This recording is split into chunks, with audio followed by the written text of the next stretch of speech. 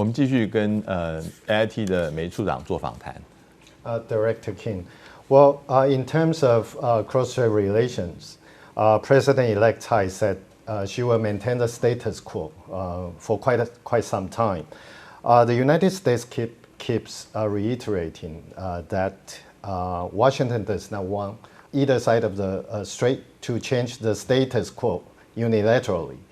So I'm just wondering if your status quo is in sync with Madam Tsai's status quo.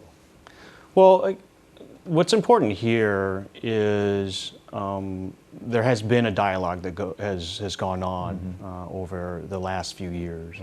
And so we have said, without trying to define words or trying to parse sentences to determine, what some candidate's meaning is, we have put our emphasis on, trying to form a healthy or constructive dialogue between both sides. And that's really what we should be concentrating on, really, is finding a way for both sides to be flexible in some ways, to be kind of creative in how they approach the relationship. And I have every confidence that it can be done.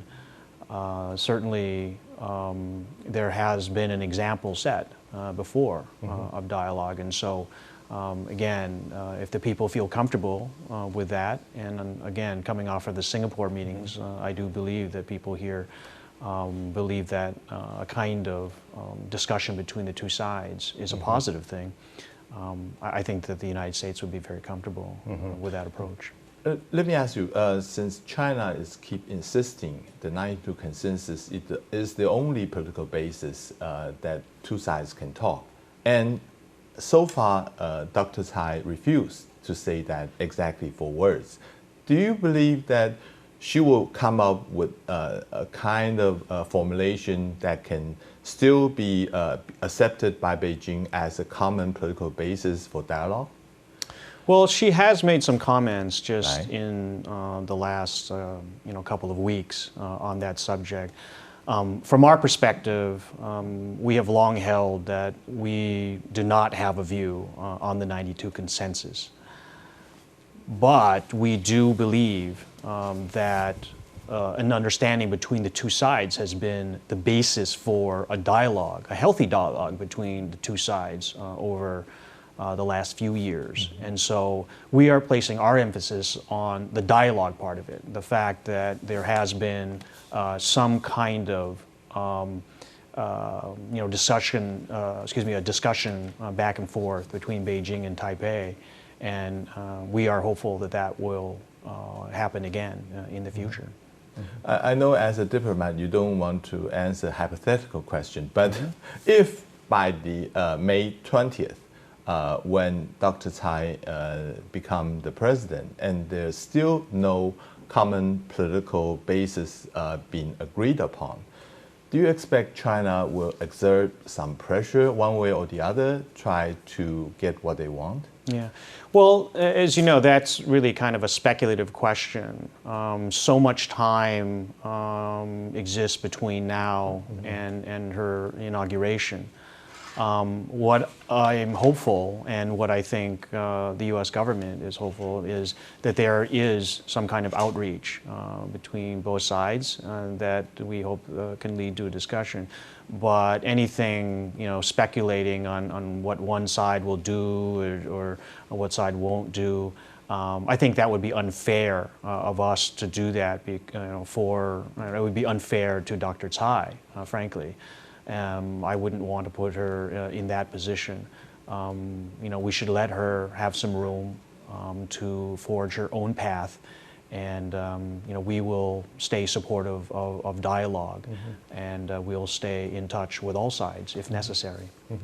Well, Kim, since you have been in close contact with Dr. Tsai's campaign team, will you expect to get her inauguration speech in advance? And what messages do you expect her to deliver in that particular speech? Well, if she wants to share her speech with us, I don't think I would have any problem with that. But I don't think that I'm in a position as a non-expert to advise her on anything really that has to do with her belief that she is responding to the people of Taiwan.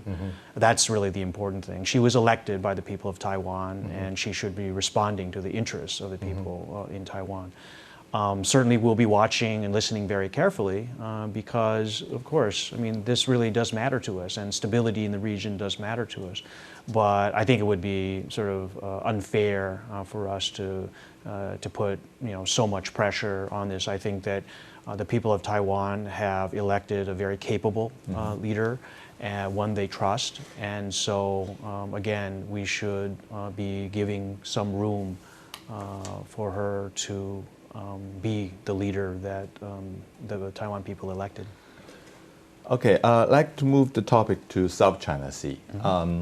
I think against the AIT's strong opposition, I think President Ma had visited Taiping Island. First of all, I want to ask you, do you think that's a good idea for him to visit Taiping Island? And the second is, was it a surprise for you or for your office that he's really going? Although we heard about that in December that he is making plan to go there, but under the AIT's strong opposition, he dropped the idea. Would you elaborate on that? The U.S. government has clearly stated its position on this issue. I think what we should do now is try to focus on cooperative efforts between the United States and Taiwan to lower tensions in the region. We think that Taiwan has actually a very long history of being a contributor to peace and stability here. And you just look at some of the recent examples. Taiwan and Japan negotiated an agreement on fisheries. Taiwan and the Philippines have also negotiated agreements on law enforcement. These are very positive examples. This shows that Taiwan can actually be a model for how to develop peacefully and how to resolve problems peacefully. And I think that the sooner we would encourage that kind of discussion to take center stage. These questions that you asked have been around for a while. Again, it's no secret we made our position clear on this. And so I think that our view has been, and we have invested a lot of diplomatic energy into trying to lower tensions in the region. I think that we should look at the statements we have made to all claimants, not just one or not just two, but all claimants in the region, suggesting that all parties halt land reclamation or the building of new facilities or the militarization of islands. I think that we should focus on the fact that we have stated this to all parties and it's uniform. I think also our position on the South China Sea has been, and this should be clear, and people should try to distinguish what we say with what some people have been interpreting. We are not taking a position on the sovereignty or the sovereign claims of parties when it comes to land features. We have long said that. Instead, I think it's, again, very clear the U.S. government has made its views known on this, and so I think we can leave it at that. Well, the U.S. has not only make her case by words, but also by action. So last week, you sent USS Curtis Wilbur to the waters near Triton Island. So and the DOD, said that it was to challenge attempts by the three claimants, China, Taiwan, and Vietnam, to restrict navigation rights and freedoms. So why did DOD mention Taiwan? has Taiwan ever had restricted the right of innocent passages of any U.S. Ships in her own sovereign waters? Right. I think it's important to put these kinds of operations in context, though. We have done them before. We will do them in the future. And our position on them is very, very consistent, and it's clear. We will operate in waters, in the sky, where international law allows. And so I don't think that these kinds of operations should come as a surprise because, again, we have done this. We do them around the world. And we do it to make our point that we can operate according to international law in these areas. So far, the U.S. Senate haven't ratified the UNCLOS, and some people argue that the U.S. Is not even a claimant in this area. So, what gives U.S. the right to demand on certain right of passage? And what I'm asking is, what kind of legitimacy is U.S. having in this? In this area? In this area, right. Well, we have never said that we are a claimant. In fact, we make the point that we are not a claimant, but we have been long present in the region. And I think that what we are talking about in terms of advancing, international law and the stipulations that come along with that is we believe that it is a way of making a region much more peaceful, that we have rules of the road, that we all obey those rules of the road. And that's increasingly important when there is greater traffic on the high seas, whether it's commercial traffic or military traffic. When it increases, there are increased dangers as well. But what we're doing is we are emphasizing the need for freedom of navigation, which is what we should all desire anyway. And I don't think that any parties have opposed that. That's what these operations are about. Again, it's not the first time, and it won't be the last time. But we do want to distinguish that with some kind of a statement about whether we are sovereign or that we're a claimant. We have never claimed to be a claimant.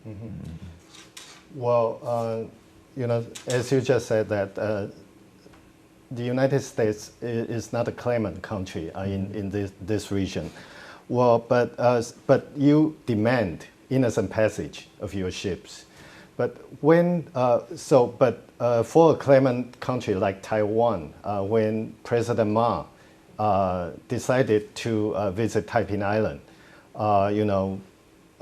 he got a very strong protest from the U.S. government, both by the AIT and the State Department. So, on what basis, since you are not a claimant country here, so in that region, on what basis do you justify yourself by criticizing President Ma's visit to Taiping Island? Why did you make your case so strongly? Right.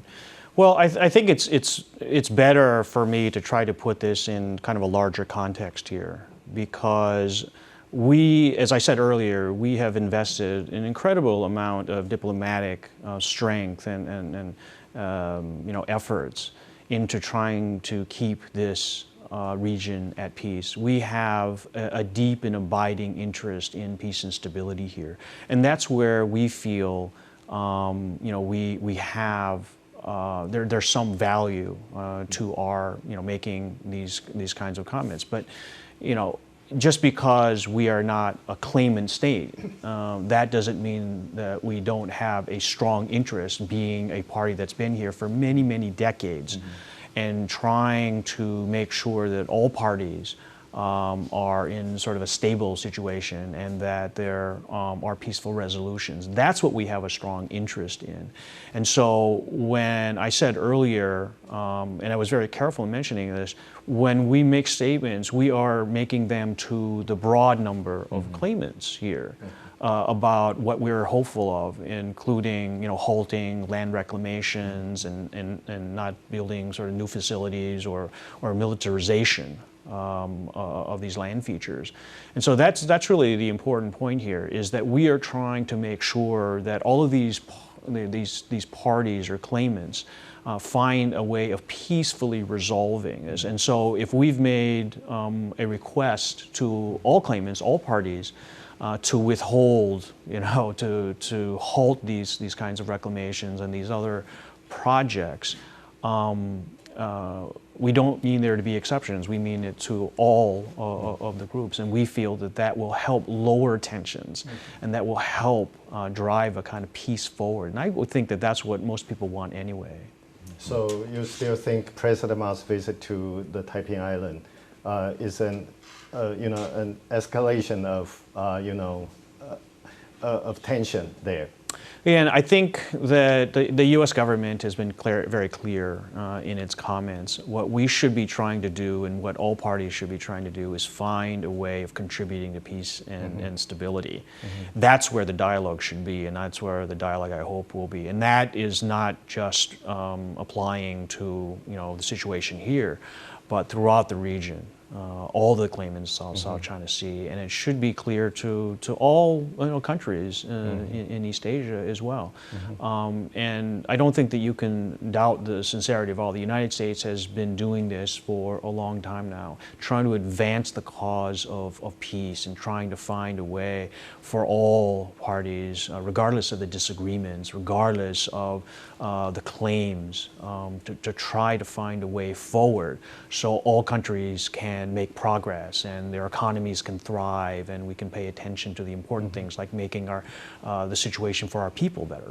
So I'm sorry. So what will be an appropriate way, recognized by the United States, towards solving the problems, in South China Sea?